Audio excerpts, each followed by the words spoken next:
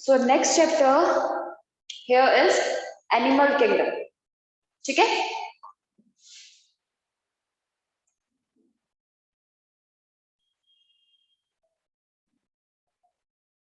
यानी कि kingdom animalia.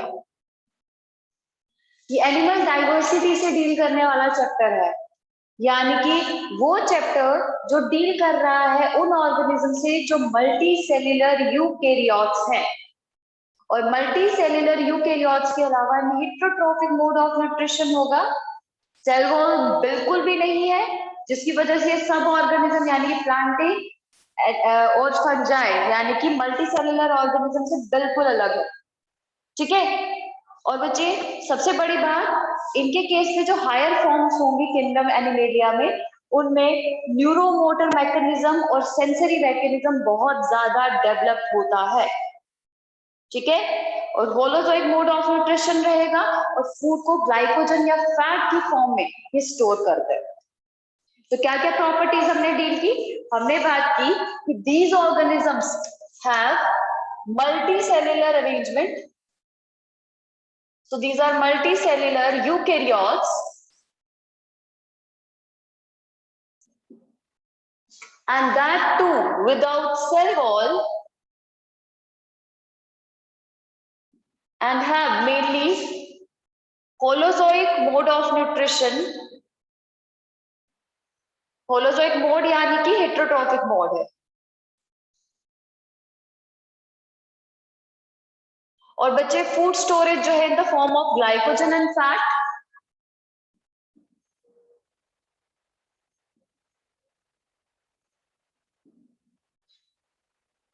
Glycogen and fat की फॉर्म में।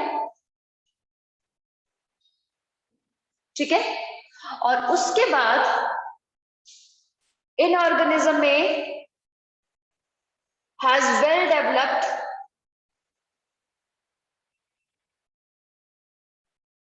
न्यूरो एंड सेंसरी मैकेनिज्म, यानी कि न्यूरो सेंसरी मैकेनिज्म जो है वो बहुत ही ज्यादा वेल डेवलप्ड है, but in case of higher organisms के केस में। मुझे ये है प्रॉपर्टीज किंगडम एनिमेलिया की, यानी कि these are multicellular eukaryotes and they lack cell wall, they have more holozoic mode of nutrition जिसमें फूड स्टोरेज है, यानी कि फूड रिजर्व जो है वो ग्लाइकोजन या फैट है। ठीक है? और उसके बाद हमारे पास they have neuro sensory mechanism और वो भी वेल डेवलप्ड, वो भी हायर ऑर्गेनिजम्स के केस में। ठीक है? और बच्चे ये ऑर्गेनिजम्स एक पर्टिकुलर शेप और साइज अटेन करते हैं, उसके बाद ये ऑर्गेनिजम्स जो है अल्टीमेटली फर्दर ग्रो नहीं करते फिजिकली। ठीक? अब बच्चे हमें इसके अंदर बात करनी है अलग अलग कैटेगरीज, अलग अलग फाइलम्स की। बेटा किंगडम के बाद फाइलम होता है ना, तो सीक्वेंशियली बात करेंगे। तो बच्चे हम 11 फाइलम्स नियरली डील करने वाले हैं और 11 फाइलम्स को हम डील करेंगे सीक्वेंशियली। ठीक है? और बच्चे सबसे पहले हम ये जानेंगे कि 11 फाइलम्स किस बेसिस पे बनाए गए हैं। कोई ना कोई बेस तो होगा ना, कोई ना कोई पैरामीटर्स तो होंगे जिसके बेसिस पे 11 फाइलम्स बनाए गए। तो सबसे पहले एक बार जान लेते हैं वो 11 फाइलम्स कौन से हैं, और उसके बाद मैं बेसिस ऑफ क्लासिफिकेशन बताऊंगी कि कौन सी चीज है जो इन फाइलम्स को डिवाइड और सेपरेट करने के लिए यूज की जाती है। सो 11 फाइलम्स आर देयर। मैं साइड पे लिख रही हूँ और ये हम लास्ट तक यूज करेंगे। तो 11 फाइलम्स में सबसे पहला फाइलम है फाइलम पॉरीफेरा। नाम एज इट इज याद करने हैं, सीक्वेंस भी एज इट इज होना चाहिए, सीक्वेंस चेंज नहीं करेंगे आपको। तो सबसे पहले फाइलम पॉरीफेरा, दूसरा फाइलम सीलेंटरेटा, ठीक है, जिसे नाइडेरिया भी कहा जाता है। तो सीलेंटरेटा के बाद टीनोफोरा, सी साइलेंट रहेगा, टीनोफोरा फाइलम। फोर्थ फाइलम है हमारे पास वर्म बेस्ड यानी कि प्लेटीहेल्मिन्थ्स, जिसमें से बहुत सारे पैरासाइट्स जो है वो आते हैं और हमें इफेक्ट भी करते हैं, डिजीज भी कॉज करते हैं बेटा। उसके बाद प्लेटीहेल्मिन्थ्स के बाद दूसरे वर्म्स दैट इज एस्केल्मिन्थ्स, जिसे निमेटोड्स और निमेटहेल्मिन्थ्स भी कहा जाता है। प्लेटीहेल्मिन्थ्स और एस्केल्मिन्थ्स के बाद अब हमारे पास एडवांस्ड ऑर्गेनिजम्स आने शुरू हो जाएंगे धीरे धीरे, दैट इज एनालिडा। एनालिड के बाद नेक्स्ट कैटेगरी वो है ऑर्थ्रोपोडा, सबसे लार्जेस्ट फाइलम, इसमें सबसे ज्यादा स्पीशी पाई जाती है बेटा ऑर्थ्रोपोडा में, ठीक है। सो ऑर्थ्रोपोडा, उसके बाद हमारे पास आ गया मोलस्का, उसके बाद स्पाइनी स्किन्ड ऑर्गेनिजम्स यानी कि अकाइनोडर्मेटा, उसके बाद next phylum Hemichordata, and last और सबसे एडवांस्ड फाइलम जो सबसे ज्यादा डिटेल में करना है दैट इज कॉर्डेटा, ठीक है। सो ये पर्टिकुलर फाइलम्स है जो हमें इस चैप्टर में डील करने हैं। इन सब की प्रॉपर्टीज के बारे में जानना है बेटा कि किसकी प्रॉपर्टी क्या है, लेकिन सबसे पहले इनको किस बेसिस पे अलग किया गया है उसके बारे में बात करते हैं, ठीक है। तो मैं बता देती हूँ इनिशियली जो बेसिस है क्लासिफिकेशन के, उसका सीक्वेंस लिख देते हैं ताकि एक एक करके हम उसे डील कर सके। तो बेसिस ऑफ क्लासिफिकेशन, तो बेसिस ऑफ क्लासिफिकेशन में सबसे पहला है लेवल ऑफ ऑर्गेनाइजेशन। सबसे पहला लेवल ऑफ ऑर्गेनाइजेशन। तो बच्चे लेवल ऑफ ऑर्गेनाइजेशन यानी कि बॉडी के लेवल ऑफ ऑर्गेनाइजेशन। तो बॉडी में कॉम्प्लेक्सिटी कितना लेवल का अटेन हुआ है, इट्स सेल्यूलर लेवल। कुछ ऑर्गेनिजम्स में सेल्यूलर लेवल ही रहेगा यानी कि मल्टी सेल्यूलर होने के बावजूद भी वो टिश्यू नहीं बनाएंगे, बट कुछ ऑर्गेनिज्म में ऐसा होता है कि सेल ग्रुप करके प्रॉपर्ली टिश्यू लेवल पे आ जाते हैं, और कुछ ऑर्गेनिज्म ऐसे होते हैं अलग तरह के टिश्यू बना के एक ऑर्गन बना लेते हैं, और ऑर्गन के बाद ऑर्गन सिस्टम। तो हर एक ऑर्गेनिज्म हर एक लेवल को अटेन नहीं कर सकता, कुछ सेल्यूलर लेवल तक रहते हैं, कुछ टिश्यू, कुछ ऑर्गन एंड देन कुछ ऑर्गन सिस्टम तक। तो बच्चे अब मैं सीक्वेंस बताती हूँ, ठीक है। तो level of organisation can be cellular, tissue, organ and organ system.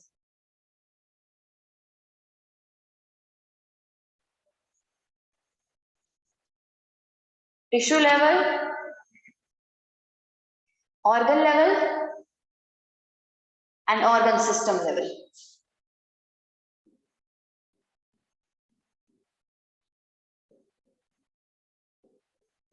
तो बच्चे इन्हीं एग्जांपल्स को कंसीडर करेंगे जो 11 फाइलम्स में लिखी है। तो बच्चे हमारे पास सबसे पहला है सेल्यूलर लेवल। सेल्यूलर लेवल में क्या होता है कि सेल्स ग्रुप होते हैं बट वो ग्रुप होके टिश्यू नहीं बनाते, यानी कि वो साथ में काम नहीं करते, वो साथ में काम नहीं करेंगे, तो इसीलिए सेल्यूलर लेवल कहा गया। और cellular level is found in Porifera phylum only, यानी कि सबसे पहला फाइलम जो ऊपर लिखा। और मैंने वो लिस्ट इसीलिए बनाया है ताकि हम इन सारे बेसिस ऑफ क्लासिफिकेशन को उसके हिसाब से जान सके सीक्वेंशियली। और दूसरा है टिश्यू लेवल। टिश्यू लेवल में ये होता है कि सेल्यूलर लेवल जो है यानी कि सेल्स जो है वो ग्रुप करके साथ में मिलकर काम करते हैं कोऑर्डिनेशन में और बना देते हैं टिश्यू, ठीक है। सो बच्चे टिश्यू जो है it is found in 2 particular categories after Porifera, यानी कि सीक्वेंस है प्रॉपर। तो बच्चे that is Coelenterata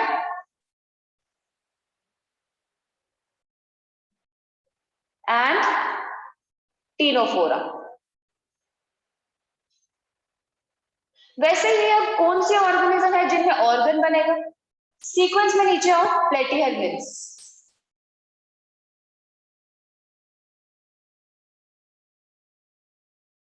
and organ system अब किस में बनेगा, उसके नीचे आओ, एस्केल्मिन्थ्स, और उसके बाद हमारे जितने भी ऑर्गेनिज्म हैं कॉर्डेटा तक वो सारे के सारे ऑर्गन सिस्टम कंटेन करते हैं। तो आप बच्चे एक पैटर्न देख रहे हो प्रॉपर, पॉरीफेरा में cellular level, Coelenterata and Ctenophora ये 2 रिलेटेड कैटेगरीज है, कैसे वो मैं आगे बताऊंगी। इसमें टिश्यू लेवल आ गया, प्लेटीहेल्मिन्थ्स पे ऑर्गन लेवल।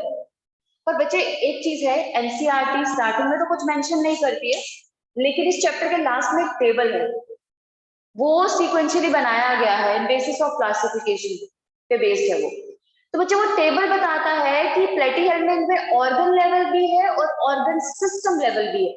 तो इसीलिए जब भी आपको नीट में पूछा जाएगा ना कि प्लेटीहेल्मिन्थ में ऑर्गन लेवल ऑफ ऑर्गेनाइजेशन है या ऑर्गन सिस्टम है या दोनों है, तो आपको दोनों मार्क करने हैं, ठीक है। उसके बाद एस्केल means to coordinate organ system level, तो मतलब हमारे पास एक टेबल बन सकता है सीक्वेंशियली, मतलब एक्स्ट्रा एफर्ट करने की जरूरत नहीं है, ठीक है। तो इस तरीके से हमारे पास टेबल प्रिपेयर हो गया। तो बच्चे पॉरीफेरा, सीलेंट्रेटा, टीनोफोरा, प्लेटीहेल्मिन्थ, उसके बाद एस्केलमेंट टू कॉर्डेटा, ठीक है। तो ये है हमारे पास लेवल ऑफ ऑर्गेनाइजेशन। तो जिनमें भी सेल्यूलर लेवल ऑफ ऑर्गेनाइजेशन थी सबको पॉरीफेरा में डाल दिया गया, यानी कि वो एनिमल्स जिनमें सेल्यूलर लेवल ऑफ ऑर्गेनाइजेशन थी सारे पॉरीफेरा में, जिनमें टिश्यू लेवल थी वो सीलेंट्रेटा या टीनोफोरा में, जिनमें ऑर्गन लेवल है वो स्ट्रिक्टली प्लेटीहेल्मिन्थ में, जिनमें ऑर्गन सिस्टम लेवल है वो प्लेटीहेल्मिन्थ टू कॉर्डेटा में प्रेजेंट रहेंगे, ठीक है। तो बच्चे ये पहला बेसिस था। अब दूसरा बेसिस मैं बताऊंगी तो वो है बॉडी की सिमेट्री। तो बॉडी की कॉम्प्लेक्सिटी के बारे में अभी तक हमने बात की, यानी कि बॉडी कितनी कॉम्प्लेक्स है।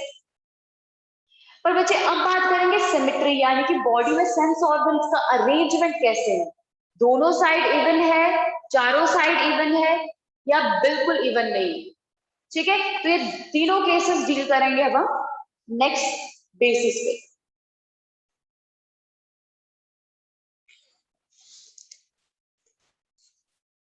So next basis of classification, that is body symmetry.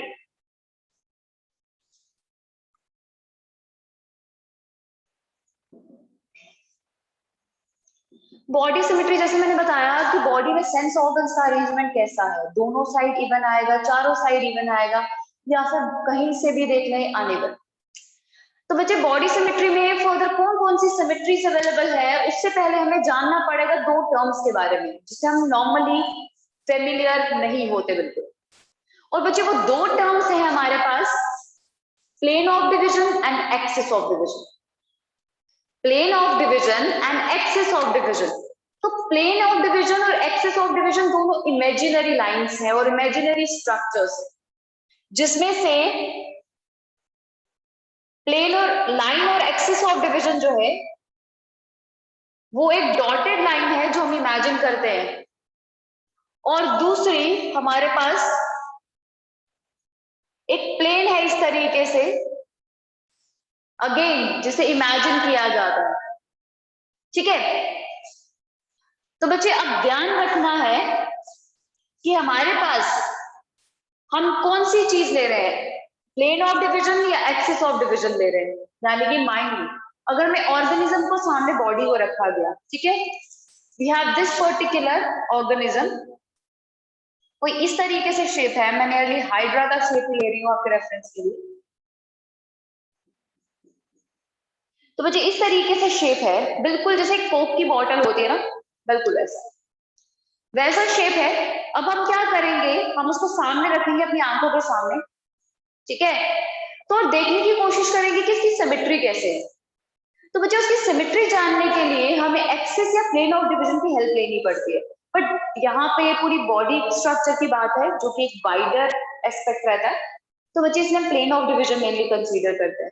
तो हम इमेजिन करते हैं कि प्लेन ऑफ डिवीजन जो है, यानी कि इस तरीके से अगर हम बॉडी से पास करवाएंगे या इस तरीके से बॉडी से पास करवाएंगे,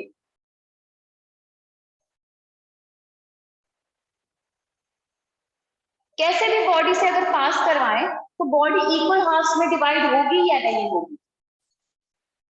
तो मतलब बॉडी जो है इक्वल हाफ्स में डिवाइड होनी चाहिए तो ही बॉडी सिमेट्रिक कही जाएगी। अगर बॉडी किसी भी तरीके से, किसी भी एंगल से, अगर प्लेन ऑफ डिवीजन इस तरीके से है, हमने इसको इस एंगल से डिवीजन करने की कोशिश की, बॉडी की लॉन्गिट्यूडनली करते हैं, तो इस एंगल से डिवाइड करने की कोशिश की तो वो इक्वल हाफ बने या नहीं बने, एंगल चेंज किया तो इक्वल हाफ्स बने या ना बने, नहीं बने, एंगल थोड़ा और चेंज किया, इक्वल हाफ्स बने या नहीं बने। तो मुझे किसी भी तरीके से अगर इक्वल हाफ्स नहीं बन रहे तो बॉडी एसिमेट्रिक है, ठीक है। पर बच्चे अगर हमारे पास किसी भी एंगल से अगर कट कर दिया जाए बॉडी को इमेजिनरी प्लेन से, तो बच्चे दो बॉडी इक्वल हाफ्स में डिवाइड हो रही है या नहीं हो रही है? तो अगर चारों तरफ से कट करने पे इमेजिनरी प्लेन से बॉडी इक्वल हाफ्स में डिवाइड हो रही है बेटा, तो बच्चे वो बॉडी रेडियली सिमेट्रिकल है। रेडियली सिमेट्रिकल बॉडी वो होती है जिसमें बॉडी चारों तरफ से कट की जाए प्लेन ऑफ डिवीजन से, तो वो इक्वल हाफ्स बने। जैसे कि अगर इमेजिन से बॉटल जो है, वाटर बॉटल आता है, बिस्लरी का आता है या कोक की बॉटल आती है, प्लेन ऑफ डिवीजन उसमें से पास करवा दिया जाए किसी भी एंगल से, बॉटल सेम हाफ्स में डिवाइड होगी बच्चे, ठीक है। एंड तीसरा सिमेट्रिकल फॉर्म है हमारे पास बायलेटरल सिमेट्री, जैसे हमारी होती है, ह्यूमंस की होती है बेटा। अगर सामने कोई ह्यूमन है आपका, तो आप एक इमेजिनरी प्लेन उसकी बॉडी से पास करवा रहे हो लॉन्गिट्यूडनली, आपने इस तरीके से प्लेन पास करवाया, बॉडी इक्वल हाफ्स में डिवाइड हो गई, वन हाफ इधर वन हाफ इधर, with one eye here and one eye here, half nose इधर चला जाएगा, हाफ नोज हिस्से में आएगा। पर बच्चे अगर वही प्लेन चेंज किया, एंगल चेंज किया, यानी कि बॉडी को इस तरीके से कट किया जा रहा है, तो हमारे वेंट्रल साइड और डॉर्सल साइड सेपरेट हो जाएगी। वेंट्रल यानी कि फ्रंट साइड एंड डॉर्सल यानी कि बैक साइड, जहां पे स्पाइनल होता है, कॉर्ड होता है, जहां पे वर्टिब्रल कॉलम होता है। तो बच्चे बैक साइड अलग हो जाएगी, वो पीछे हो जाएगा। तो बच्चे दोनों साइड में हमारे पास सेम सेंस ऑर्गन्स तो नहीं है ना, फ्रंट में या सेंस ऑर्गन्स रह जाएंगे, बैक साइड में सेंस ऑर्गन्स नहीं है, सेम अरेंजमेंट नहीं है, ठीक है। तो बच्चे इस तरीके से बायलेटरल सिमेट्री, यानी कि एक ही पर्टिकुलर एंगल से बॉडी सेम हाफ्स में डिवाइड होगी। तो हमारे पास सिमेट्री कैसी है, या तो ऑर्गेनिज्म पूरा एसिमेट्रिकल होगा या तो सिमेट्रिकल होगा। तो सिमेट्रिकल फॉर्म में भी दो सिमेट्रीज, रेडियल एंड बायलेटरल, जिसमें से रेडियल में किसी भी एंगल से कट किया जाए तो सेम हाफ्स बनेंगे, और बायलेटरल में सिर्फ एक पर्टिकुलर एंगल ऐसा होता है जिसमें सेम हाफ्स बन सकते हैं, अदरवाइज बाकी कोई एंगल सेम हाफ नहीं बनाएगा बेटा, ठीक है।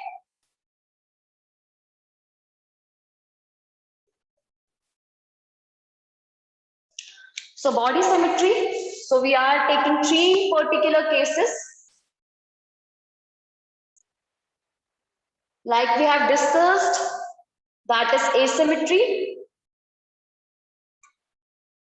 दूसरा radial symmetry,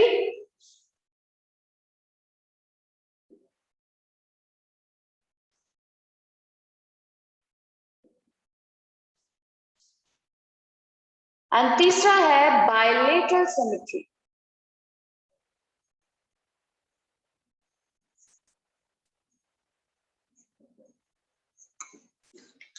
तो एसिमेट्री को मेंशन करते हैं। तो एसिमेट्री में कोई भी इक्वल हाफ नहीं बनेगा, so no equal halves from any angle of plane of division, ठीक है, from any angle of plane of division.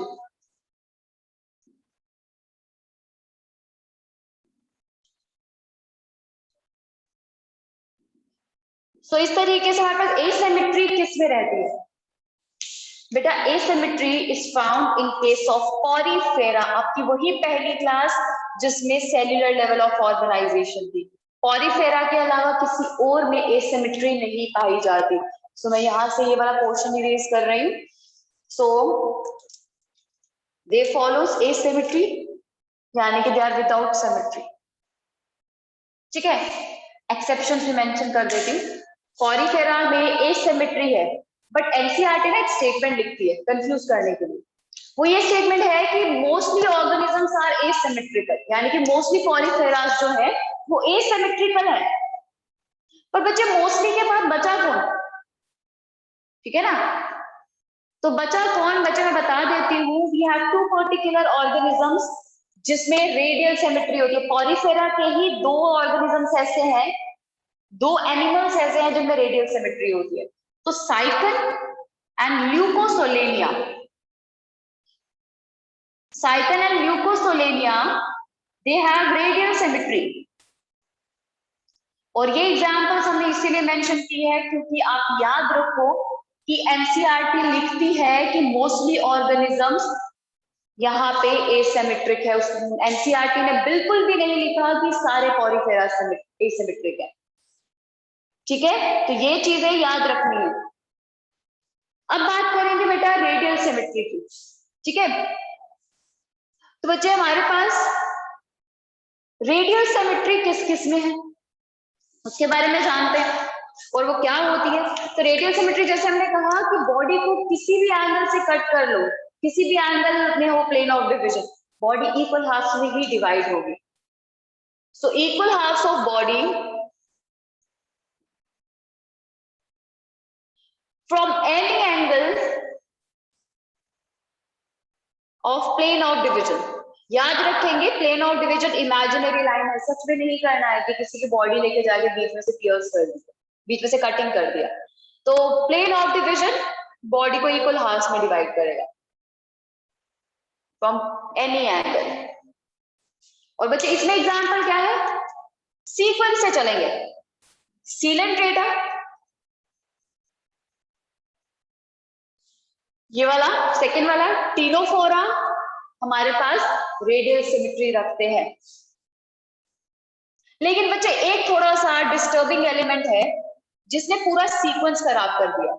अभी तक हम सब कुछ सीक्वेंस से पढ़ते आ रहे थे, हमने लेवल ऑफ ऑर्गेनाइजेशन में भी सीक्वेंस देखा, सिंपल से कॉम्प्लेक्स।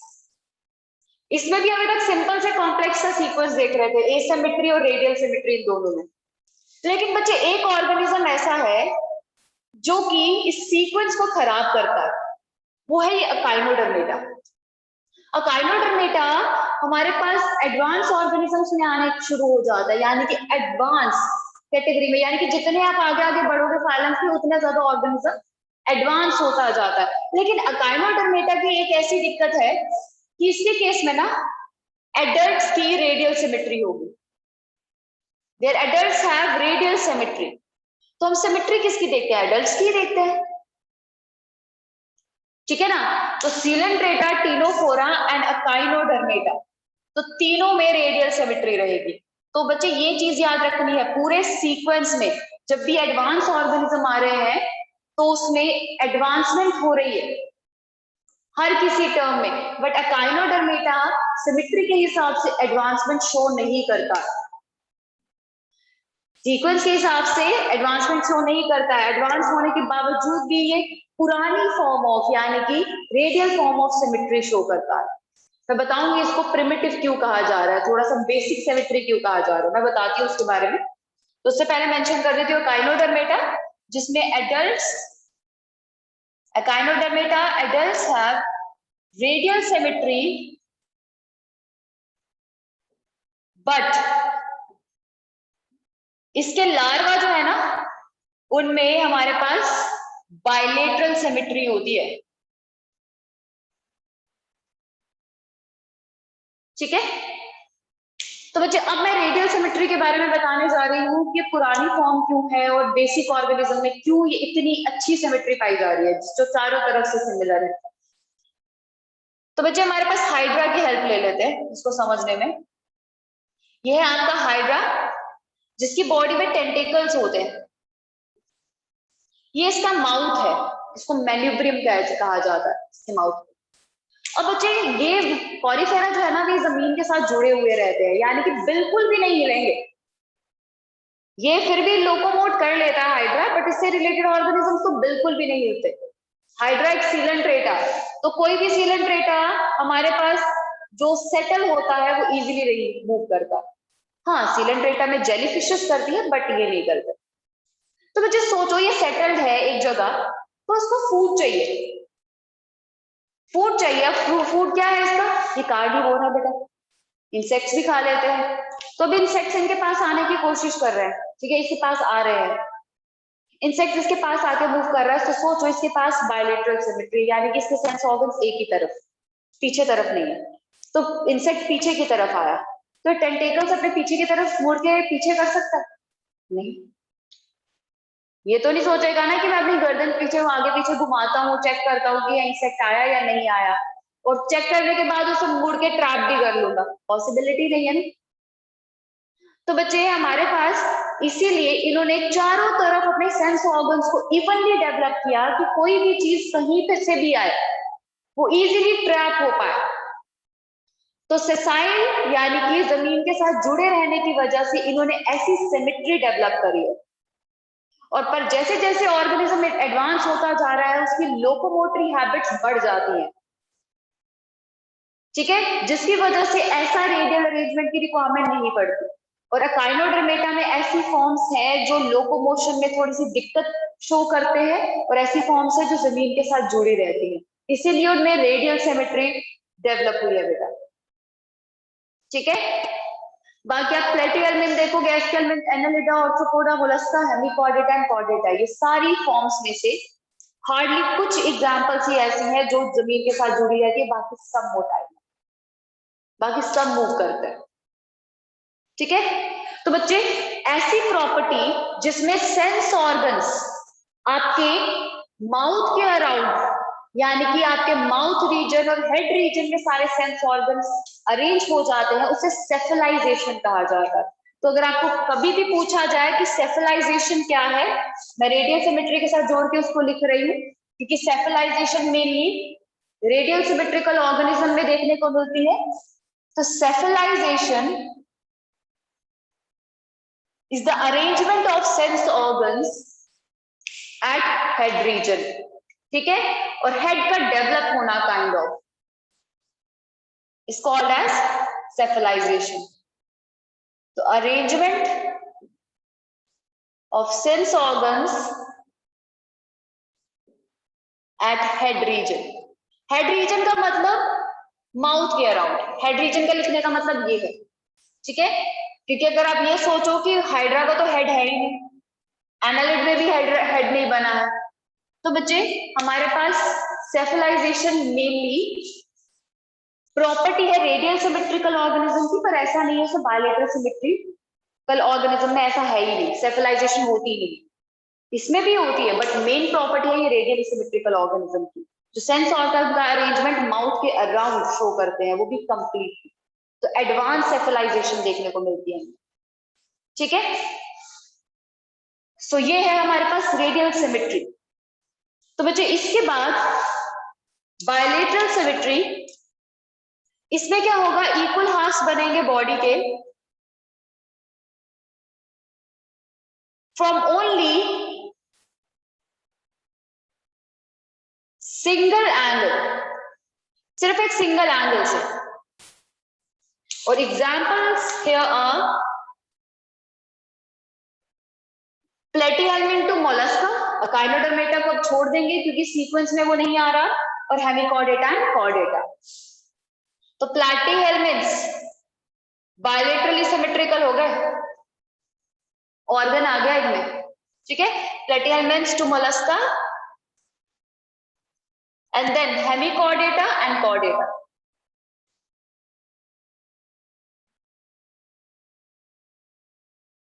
तो जब भी आप सिमेट्री के बारे में डील करोगे बस ये याद रखना कि अकाइनोडर्मेटा में रेडियल सिमेट्री है, वो सीक्वेंस खराब कर रहा है, अदरवाइज सब में प्लेटिहेल्मिन के बाद बायलेटरल सिमेट्री होगी, ठीक है। so this is all about symmetry and cephalization. तो थर्ड फीचर हमारे पास जर्म लेयर्स, जर्म लेयर्स यानी कि embryonic layers, embryonic but cellular layers, कोई नॉन सेल्यूलर लेयर को जर्म लेयर नहीं कहा जाएगा। सो बच्चे दीज आर एम्ब्रियोनिक लेयर्स, यानी कि एम्ब्रियो में जो सेल्यूलर लेयर्स प्रेजेंट होती हैं उन्हें जर्म लेयर्स कहा जाता है, और ये वो लेयर्स है जो डिफरेंशिएट और स्पेशलाइज होकर हमारी बॉडी के डिफरेंट तरह के सेल बनाते हैं और डिफरेंट तरह के ऑर्गन्स और स्ट्रक्चर बनाते हैं बेटा। तो जर्म लेयर्स जो है वो बिना मतलब की कोई लेयर नहीं है, वो बॉडी की स्पेशलाइज्ड लेयर्स हैं जो एम्ब्रियो में बनती है और एम्ब्रियो बनने के बाद डेवलप होती है धीरे धीरे into different type of cells and further tissues, जिसकी वजह से हमारी बॉडी का स्ट्रक्चर, ठीक है। सो बच्चे जर्म लेयर के बेसिस पे we have two types of organisms, तो we have two types of organisms.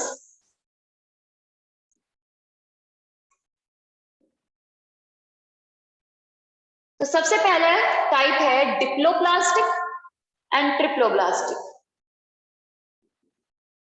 So diploblastic नाम से ही पता चल रहा है कितनी जर्म लेयर्स होगी, 2 जर्म लेयर्स होती है बेटा इसमें, और दूसरे हैं ट्रिप्लोब्लास्टिक ऑर्गेनिजम्स।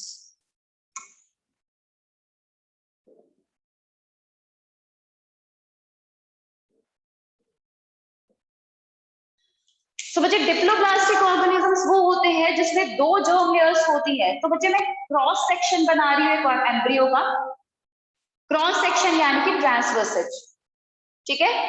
तो ट्रांसवर्स सेक्शन ले रही हूं एक एम्ब्रियो का, और एम्ब्रियो के ट्रांसवर्स सेक्शन में बीच में हमेशा रहेगी गट कैविटी, गट यानी कि डाइजेस्टिव कैविटी। ये ट्रू बॉडी कैविटी नहीं कही जाती है, गट कैविटी डाइजेस्टिव कैविटी है, दिस इज गट, ठीक है। और बच्चे गट कैविटी के अराउंड में 2 लेयर्स बना रही हूं, ये 2 सेल्यूलर लेयर्स, एक ये है,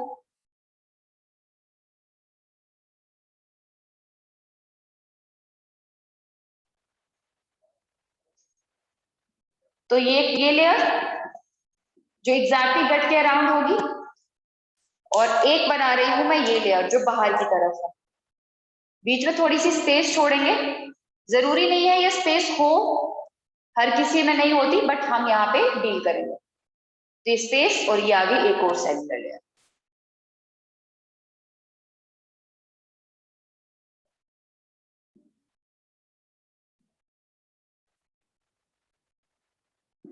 तो this is a cellular layer again. तो बीच वाली स्पेस जो है वो फ्लूइड से, जेली लाइक फ्लूइड से फिल रह सकती है। तो मुझे एक ये जर्म लेयर है और एक ये जर्म लेयर है, दोनों सेल्यूलर लेयर्स है, जिसमें बाहर वाली लेयर को कहा जाता है एक्टोडर्म। तो ectoderm is the outer germ layer, और ये वाली जो है वो है inner germ layer, that is endoderm. और बच्चे इसके अलावा इसमें ये कैविटी है जो नॉर्मली फिल्ड रहती है फ्लूइड से, और इस कैविटी को, और जो यहाँ पे फिलिंग है उसे मिजोग्लिया कहा जाता है, ठीक है। तो मिजोग्लिया हमारे पास कैविटी है जिसमें फ्लूइड फिल्ड रहेगा, ठीक है। और अब एडल्ट्स में भी देखने को मिलेगा आपको, जब ऑर्गेनिज्म डेवलप हो जाएगा। तो हमने एम्ब्रियो का क्रॉस सेक्शन लिया ना, पर एडल्ट्स में भी आपको देखने को मिलेगा ये अरेंजमेंट, तो वहां पे हम फिर से रिलेट करेंगे, ठीक है। तो क्या है हमारे पास डिप्लोब्लास्टिक ऑर्गेनिज्म, ये वो ऑर्गेनिज्म है विच हैव 2 जर्म लेयर्स, और वो जर्म लेयर्स कौन कौन सी है, वो जर्म लेयर्स है एक्टोडर्म एंड एंडोडर्म, यानी कि एक लेयर एब्सेंट है कोई, जो हम पढ़ेंगे ट्रिप्लोब्लास्टिक में,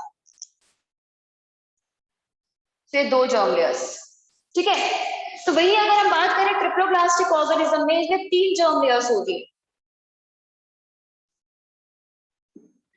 3 जर्म लेयर्स, यानी कि 3 एम्ब्रियोनिक लेयर्स जो कि डिफरेंट है। अगेन क्रॉस सेक्शन ले रहे हैं, बीच में गट कैविटी होगी, ठीक है। गट कैविटी के अराउंड सबसे पहले अगेन सिमिलर तरीके से अरेंज है एंडोडर्म,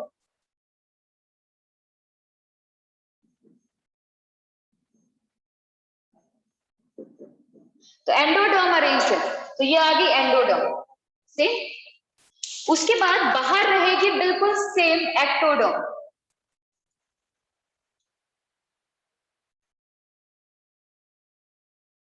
अगेन सेल्यूलर लेयर, तो एक्टोडर्म आ गई,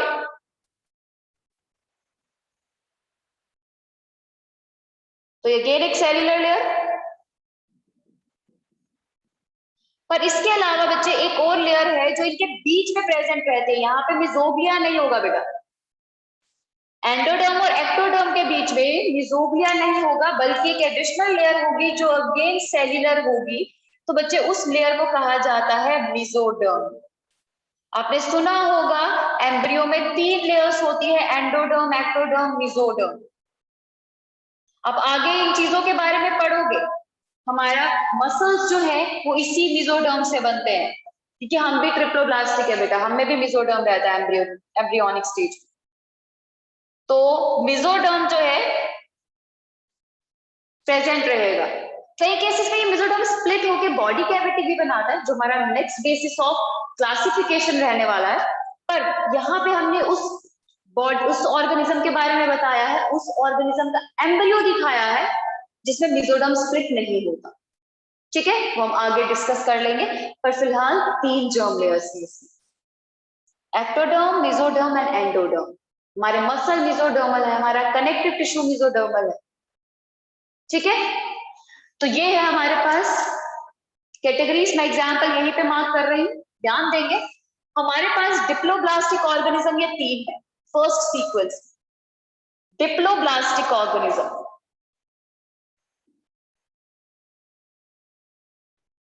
लेकिन बच्चे जहां से हमारे पास ऑर्गन लेवल ऑफ ऑर्गेनाइजेशन शुरू हुई है, जहां से बायलेटरल सिमेट्री शुरू हुई है, वहां से आ जाएगा ट्रिप्लोब्लास्टिक अरेंजमेंट पूरा एंड तक। तो ये हमारे पास मतलब Platyhelminthes to Chordata triploblastic, Porifera, Coelenterata and Ctenophora diploblastic. लेकिन बच्चे एक कंफ्यूजन है, एनसीईआरटी एग्जांपल्स बिल्कुल भी मेंशन नहीं करती जर्म लेयर्स के केस, उसे कहीं पे भी मेंशन नहीं किया, ऊपर से टेबल में भी नहीं बनाया जर्म लेयर वाला कॉलम। तो हम जब बात करते हैं डिप्लोब्लास्टिक के केस में, तो बहुत सारी बुक्स जो है वो लिखती है सिर्फ सीलेंट्रेटा एंड टिनोफोरा, वो पॉरीफेरा को मेंशन ही नहीं करती। वो कहती है कि पॉरीफेरा में एग्जैक्ट मेसोडर्म है ही नहीं, मेसोडर्म है ही नहीं। ठीक है, और ऊपर से हमारे पास इसके केस में डिफ्यूज्ड अरेंजमेंट है, कोई प्रॉपर एक्टोडर्म और एंडोडर्म भी नहीं है, डिफ्यूज्ड अरेंजमेंट है सेल्स का, और सब एक ही तरीके से डिफरेंशिएट करते हैं, स्पेशलाइज होते हैं। ठीक है, बट फिर भी हमें इसे किसी पर्टिकुलर कैटेगरी में कंसीडर करना था, तो वो हमने किया डिप्लोब्लास्टिक ऑर्गेनिजम्स में, जो कि कुछ और बुक्स भी लिखती है। ठीक है, तो कुछ बुक्स लिख रही है डिफ्यूज्ड अरेंजमेंट है, कुछ बुक्स लिख रही है डिप्लोब्लास्टिक है, बट एनसीईआरटी ने कोई सेग्रीगेशन नहीं दिया है इसके बारे में।